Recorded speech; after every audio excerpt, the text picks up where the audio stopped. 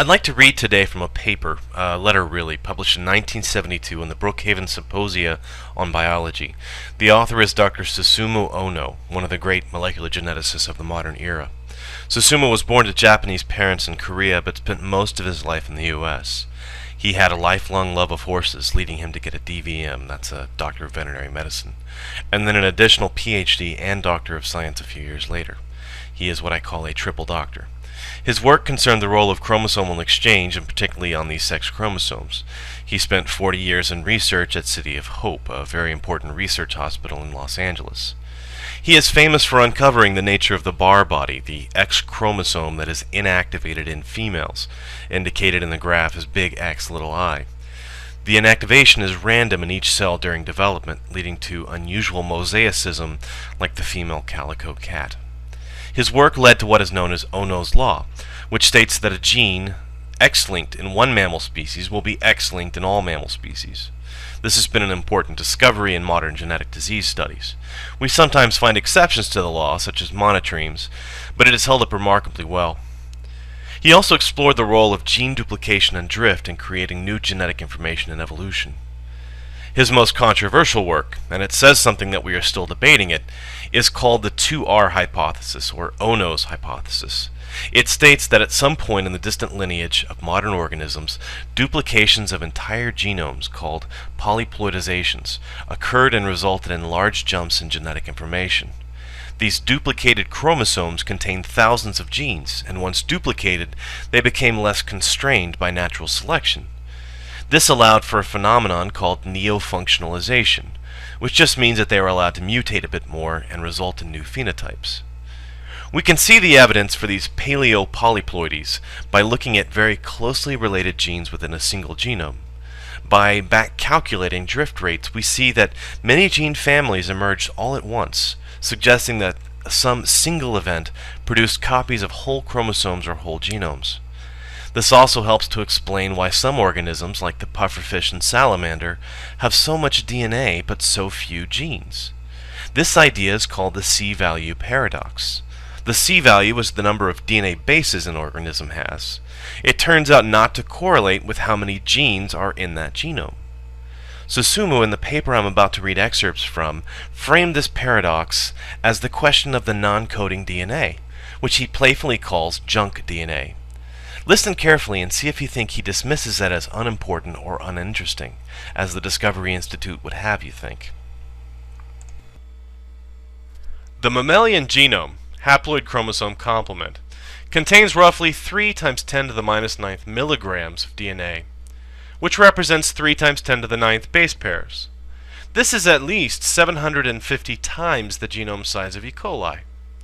If we take the simplistic assumption that the number of genes contained is proportional to the genome size, we would have to conclude that 3 million or so genes are contained in our genome. The falseness of such an assumption becomes clear when we realize that the genome of lowly lungfish and salamanders can be 36 times greater than our own. In fact, there seems to be a strict upper limit for the number of gene loci which we can afford to keep in our genome. Consequently, only a fraction of our DNA appears to function as genes.